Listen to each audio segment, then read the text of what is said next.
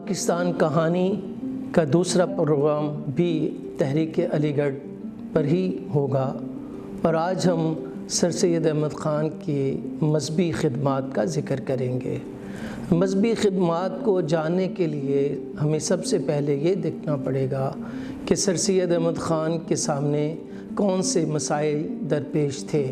مثلاً اس وقت عیسائی مشنریز جو تھے وہ ہندوستان میں بڑی تیزی سے عیسائیت کو پھیلا رہے تھے اور اسلام کے بارے میں نفرت بیدار کر رہے تھے۔ اسی طرح ہم یہ نوٹ کرتے ہیں کہ ہندو جو مذہبی احیا بھی سامنے آ چکا تھا۔ ہندو جو مذہبی احیا کی کوششوں میں وہ بھی سب سے زیادہ جو حملہ آور تھے وہ اسلام پر ہی ہو رہے تھے اور ہمارے بنیادی عقائد کو بھی وہ سوالات اٹھا رہے تھے۔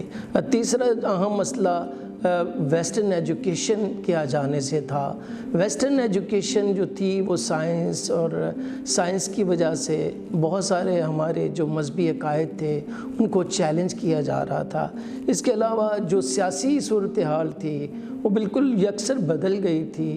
اب مغلوں کی حکمرانی نہیں تھی، اب انگریزوں کی حکومت آ جانے سے مسلمان جو تھے وہ دب سے گئے تھے اور ان کا دفاع کرنے کے لیے کوئی آگے نہیں بڑھ رہا تھا، کیونکہ ایسے میں علماء دین نے جنہوں نے 1857 کی جنگ آزادی میں حصہ لیا وہ بھی زیر زمین چلے گئے تھے یا بالکل خاموش ہو گئے تھے۔ اس کے علاوہ ہم یہ دیکھتے ہیں کہ مسلمانوں کو خود بھی اجتہاد کے بند ہو جانے کی وجہ سے وہ بہت سارے جو سوچنے سمجھنے کی اور فیصلہ کرنے کی قوت ہے وہ دم توڑتی ہوئی دکھائی دیتی ہے۔ صرف شاہ ولی اللہ رحمۃ اللہ علیہ کا جو اسکول آف تھاٹ تھا، مدرسہ تھا، وہ چیدہ چیدہ ہمیں دکھائی دیتا ہے۔ تو ایسے میں بہت سارے یہ 5 بڑے چیلنجز تھے۔ اس کا رسپانس جو ہے وہ سر سید احمد خان نے دینا شروع کیا۔ اب ان کی فلسفی کی طرف آتے ہیں۔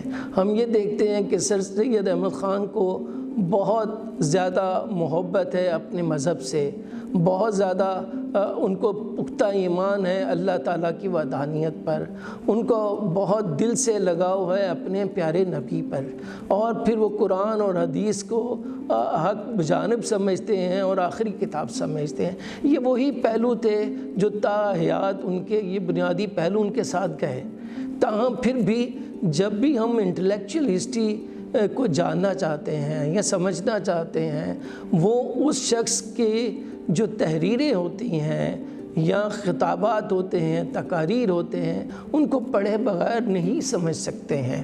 تو سر سید احمد خان کی جو مذہبی خدمات ہیں اور خیالات ہیں اس کو سمجھنے کے لیے ہم اپنی سمجھ کے لیے 3 حصوں میں تقسیم کرتے ہیں۔ پہلے حصے میں ہم یہ دیکھتے ہیں 1842 سے لے کر 1858 تک سر سید احمد خان جو ہیں ایک رجت پسند کنزرویٹو ٹریڈیشنلسٹ ہمیں دکھائی دیتے ہیں۔ اس کی وجہ یہ ہے کہ یہ وہ زمانہ ہے جب وہ بڑے شوق سے پیارے نبی کو پڑھنا چاہتے ہیں اور وہ کتابیں انہوں نے جو لکھی ہیں وہ نبی کی محبت میں لکھی ہیں اور پھر صوفیہ کرام کی محبت میں لکھی ہیں یا ان لوگوں کی محبت میں لکھی ہیں جس سے اسلام پھیلا ہے، مگر انہوں نے اس عرصے میں کوئی ایسی بات نہیں کہی جس سے یہ شائبہ ہو کہ وہ کوئی بہت سوالات اٹھا رہے ہوں ریلیجن اسلام پر، ریلیجس اسلام کی انٹرپریٹیشن پر۔ وہ ایسا کوئی دکھائی نہیں دیتا ہے، اگرچہ ان کے اس دور میں بھی وہ تحفۃ الحسن جب لکھتے ہیں تو اس سے تاثر یہ ابھرتا ہے کہ وہ شاید سنی ہونے کے ناطے اپنا دفاع کرنا چاہتے ہیں۔ جیسا کہ ذکر ہو رہا تھا کہ سر سید احمد خان پہلے حصے میں ہمیں ایک کنزرویٹو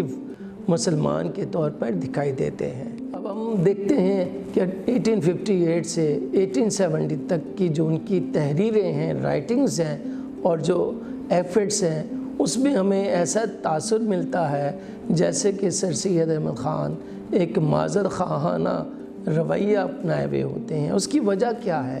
وجہ یہ ہے کہ ہندوستان پر انگریز عیسائی قابض ہو چکے ہیں اور وہ مسلمانوں کو طرح طرح سے اپنا تشدد کا اور اپنے انتقام کی بھیڑ چڑھا رہے ہوتے ہیں، تو وہ پھر سر سید احمد خان وہ تحریریں لاتے ہیں جس سے مسلمانوں اور عیسائیوں کے درمیان اور حکمرانوں کے درمیان فاصلے کم ہوں۔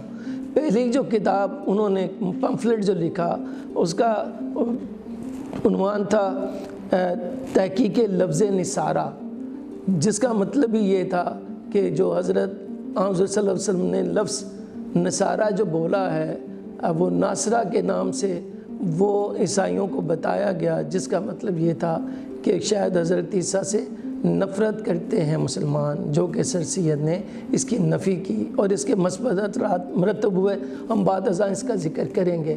اسی طرح جو ان کی دوسری کتاب تھی تبیین القرآن، اس کا لمبا نام ہے تبیین القرآن فی تفسیر التوراۃ والانجیل، New Testament and Old Testament and Quran. It is a comparative study of Quran with Old Testament and the New Testament۔ اس کا بنیادی مقصد بھی یہی تھا کہ کامنالٹیز تلاش کی جائیں مسلمانوں اور عیسائیوں کے درمیان۔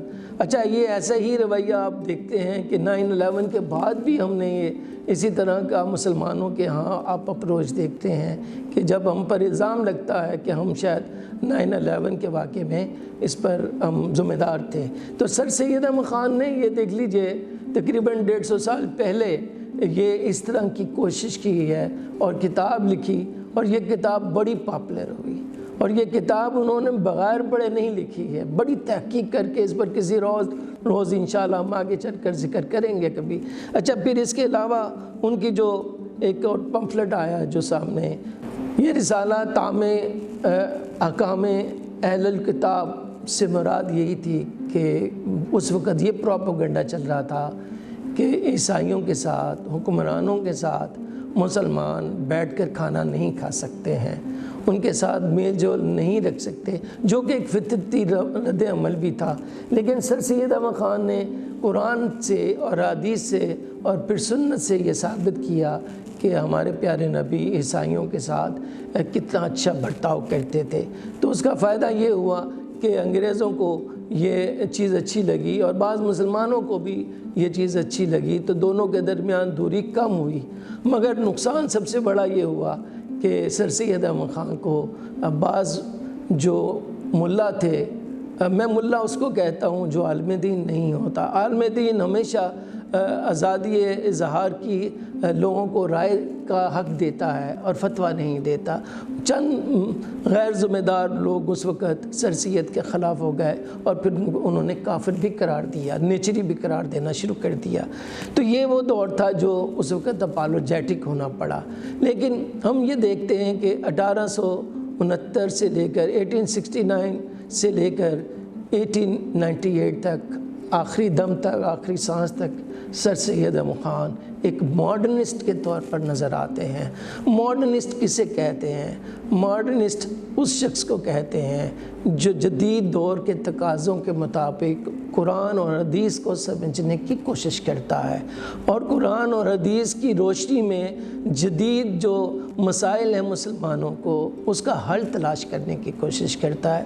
تو سر سید احمد خان کو یہ کیوں ایسا دکھائی دیا کہ وہ اس طرف آئیں؟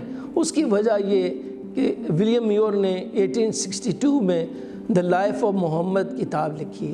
اس لائف آف محمد میں انہوں نے حضور صلی اللہ علیہ وسلم کی زندگی پر تابڑ توڑ حملے کیے، اور وہ حملے بھی انہوں نے وہ جو بظاہر صحاح ستہ کی جو کتابیں تھیں جو ضعیف احادیث تھی اس کی روشنی میں اور روایات کی روشنی میں انہوں نے وہ کتاب لکھی۔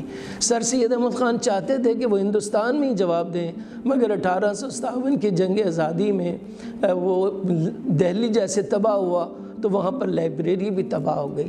وہ جو انہوں نے سفر کیا انگلینڈ کا، اس کا بنیادی مقصد ہی صرف ان کا ولیم میور کی کتاب کا جواب دینا تھا۔ پھر انہوں نے جا کر وہاں پر آپ دیکھیے جب انہوں نے کتاب لکھتی تھی، جو کہ کتاب جو ہے وہ ان کا نام ہے کتاب کا خطبات احمدیہ، وہ انگلینڈ میں چھپی اچھا، یہ کتاب لکھنے سے پہلے انہوں نے محنت کتنی کی؟ انہوں نے وہ تمام کتب کو پڑھا جو کہ اسلام کے حق میں تھی، وہ تمام کتابوں کا جائزہ لیا جو اسلام کے مخالفت میں لکھی گئی تھیں، اور پھر انہوں نے جدید دور کو سمجھنے کی کوشش کی۔ تو جب انہوں نے یہ کتاب لکھ لی تو انگلستان میں کوئی چھاپ نہیں رہا تھا، تو سر سید احمد خان کو بڑی مشکلات سے یہ کتاب چھپانا پڑی۔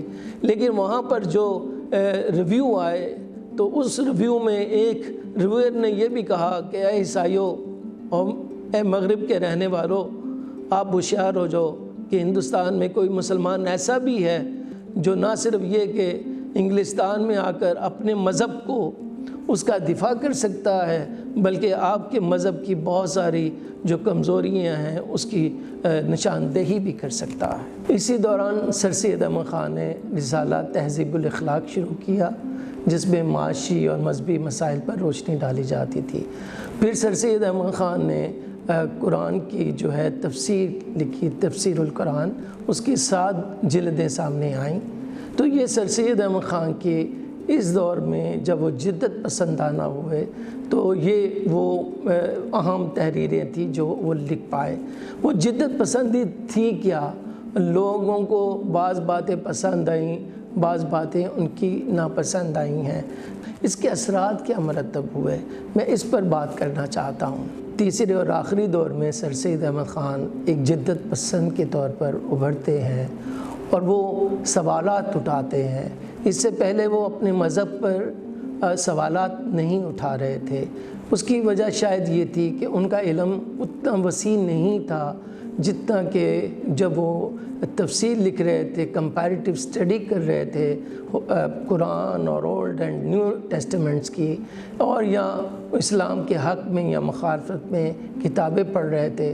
تو مگر اب ہم دیکھتے ہیں 80-70 سے آنورڈ وہ اقلیت کی بنیاد پر وہ قرآن اور حدیث کو سمجھنا چاہتے ہیں، اور وہ یہ سمجھتے ہیں قرآن اور سائنس میں ہم آہنگی ہے، کنفارمٹی ہے۔ ہم آہنگی سے مراد ان کی یہ ہے کہ نیچر جو ہے وہ سمجھتے ہیں وہ ورک آف گاڈ ہے، اور قرآن کو سمجھتے ہیں ورڈز آف گاڈ ہے۔ لہٰذا وہ سمجھتے ہیں ان کے درمیان ہم آہنگی ہے، تضاد نہیں ہے۔ لہٰذا جو ہم نیچرل سائنسز جسے کہتے ہیں وہ سمجھتے تھے کہ وہ پڑھنا عین عبادت ہے، وہ اس کے خلاف نہیں تھے، وہ اس کی یہ دلیل دینا چاہتے تھے۔ دوسری طرف وہ یہ سمجھتے تھے کہ بلا شبہ جو ہولی پرافٹ ہے ان کی جو باتیں ہیں، جو ارشادات ہیں، جو احادیث ہیں، وہ ہم سب پر محترم ہیں، مگر وہ اس کا ادراک کر رہے تھے کہ بہت ساری ضعیف حدیثیں جو ہیں وہ پیش کر دی جاتی ہیں، اور جس کے نتیجے میں جو ہمارے پیارے نبی پر بہت سارے سوالات اٹھتے ہیں۔ پھر انہوں نے ایک خاص معیار مقرر کرنے کی کوشش کی، اور سب سے بڑا معیار انہوں نے یہی کہا کہ ایسی حدیث میں نہیں مانوں گا جو قرآن کی روح کے منافی ہوگی، اور میں ایسی حدیث کو بھی حدیث نہیں مانوں گا جو تاریخ اسے ثابت نہ کرتی ہو۔ اور سب سے بڑی بات وہ یہ کہتے تھے میں اس حدیث کو ضعیف مانوں گا جو عقل کے معیار پر پورا نہیں اترتی ہو۔ تو اس سے پہلے تو یہ سر سید باتیں نہیں کرتے تھے۔ اچھا، مگر وہ یہ بھی کہنے لگ گئے کہ میں نہیں مانتا کسی معجزات کو، اور وہ معجزات کو عقلی طور پر اس کی وضاحت کرنے لگ گئے، جس سے وہ بے انتہا متنازع ہونا شروع ہو گئے، حتیٰ کہ ان کے اپنے قریبی جو دوست تھے، ساتھی تھے، محسن وقار ملک بھی ان کو یہ کہنے پہ مجبور ہو گئے کہ سید یہ آپ کیا باتیں کرتے ہیں۔ تو سر سید کا جواب یہ تھا کہ یہ میں جو انٹرپریٹیشن دے رہا ہوں یہ ان لوگوں کے لیے ہیں جو قرآن اور حدیث کو منوان نہیں مانتا ہے، سوال اٹھاتا ہے۔ میں اس کا جواب دینے کی کوشش کر رہا ہوں۔ جو قرآن اور حدیث کو اور نبی کو غیر مشروط مانتے ہیں میں ان کے لیے تو لکھ ہی نہیں رہا ہوں۔ تو یہ سر سید کے جوابات تھے۔ اب ہم یہ دیکھتے ہیں کہ ان کی یہ جو اوورال جو خدمات ہیں اس کے اثرات کیا مرتب ہوئے ہیں۔ سب سے بڑا اثر تو یہ پڑا کہ نیو اسکالسٹسزم آیا۔ نیو اسکالسٹسزم سے مراد یہ تھی کہ لوگوں نے قرآن اور حدیث کو دوبارہ سے عصر نو پڑھنا شروع کیا، سمجھنا شروع کیا، اور ماڈرن ایج کو سامنے رکھتے ہوئے اس کی انٹرپریٹیشن کرنا شروع کر دی۔ اور پھر یہ کہ مسلمانوں نے صرف روایات کو سامنے نہیں رکھا، جدید تقاضوں کو بھی اپنایا۔ پھر یہ بھی ہم دیکھتے ہیں کہ جو قرآن اور حدیث کی روشنی میں سائنس اور ٹیکنالوجی کی طرف بھی آئے، کیونکہ مسلمان یہی سمجھتے تھے جو ان کا روایتی مضامین ہیں وہی بالا تر ہیں، وہی سپیریئر ہیں۔ تو سر سید احمد نے کہا وہ بھی سپیریئر ہیں لیکن انہیں بھی اسٹڈی کرنا چاہیے۔ تو یہ میں سمجھتا ہوں یہ سب سے بڑے اثرات مرتب ہوئے۔ اور یہ اگر نہ سر سید احمد خان جدت کی بات کرتے تو شاید آج ہم جو جدید رویے ہیں ہمارے، جو سائنس آئی ہے، روزانہ اب نئے انقلابات آتے ہیں، تو سر سید احمد خان نے جو اس وقت انٹرپریٹیشنز دی بہت ساری ایسے لگتا ہے کہ وہ شاید عقل کے معیار پر بھی پورا نہیں اترتی ہوں گی، مگر انہوں نے عقل کو، ریزن کو آپ کو سوچنے اور سمجھنے کی دعوت دی ہے۔ ان کی انٹرپریٹیشن کوئی فائنل نہیں ہے۔ اس کا فائدہ یہ ہوا، مولوی چراغ علی وہاں سے پیدا ہوئے، اس کا فائدہ یہ ہوا کہ علامہ اقبال نے اسی عقلیت پسندی کو آگے لے کر چلے، اور وہ اسی کا فائدہ یہ ہوا کہ ڈاکٹر اسلام نے ایک نوبل انعام حاصل کیا، پھر ڈاکٹر فضل الرحمان نے عقلیت کو اپنایا، پھر سر سید احمد خان اور غامدی، یہ تمام یہ اسکول آف تھاٹ جو عقل کی بنیاد پر قرآن اور حدیث کو اور مذہب کو سمجھنا شروع کرتے ہیں، تو یہ اسی کا فائدہ ہے۔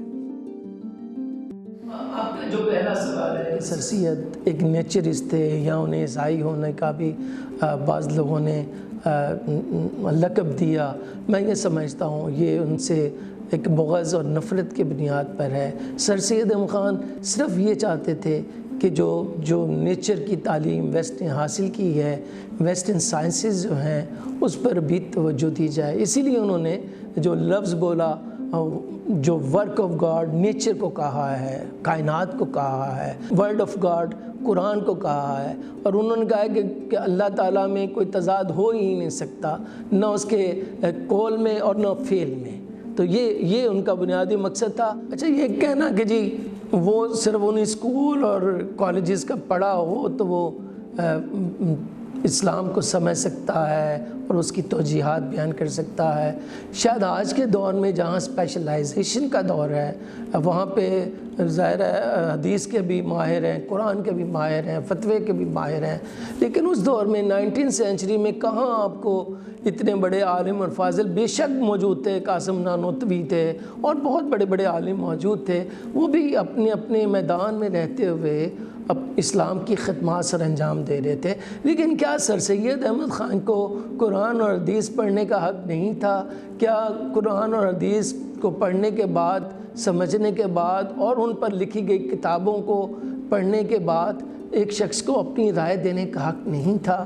میرا خیال ہے کہ انہوں نے رائے دی، اور وہ رائے جو ہے وہ اس کو ہم بہتر علم کی بنیاد پر رد کر سکتے ہیں یا ہم ان کو سمجھ سکتے ہیں۔ میرے نزدیک یہ ہے کہ انہوں نے وہ جو ایک ڈیڈ لاک تھا، وہ جو ایک میں سمجھتا ہوں کہ ایک اسٹیگنیشن آ گیا تھا مذہب کی تعلیم کے حوالے سے، جدید علوم کے حوالے سے، وہ انہوں نے مسلمانوں کو جو دعوت دی ہے جدت پسندی کی طرف آنے کے، اس کے اثرات آج ہی ہیں کہ آج ہم پاکستان میں، ہندوستان میں جو بھی نیو انوینشن ہوتی ہے اور عقل کی بنیاد پر ہم اسے مان لیتے ہیں۔ اچھا، جو نہیں مانتے بدقسمتی سے، وہ ہم نے دیکھا ہے کہ وہ تو ریڈیو کے بھی خلاف تھے، وہ لاؤڈ سپیکر کے بھی خلاف تھے، وہ جدت پسندی کے جو خلاف رہے، لیکن بالآخر انہیں سر سید احمد کی تحریک کا حصہ بننا ہی پڑا۔ وہی ریڈیو اور وہی ٹیلی ویژن، وہی موبائل اب وہ بھی استعمال کرتے ہیں جو شاید کبھی اس کو انوویشن کو بدعت سمجھتے تھے۔ بدعت میں اور نیو انٹرپریٹیشن میں جدت پسندی میں فرق ہے۔ Thank you very much.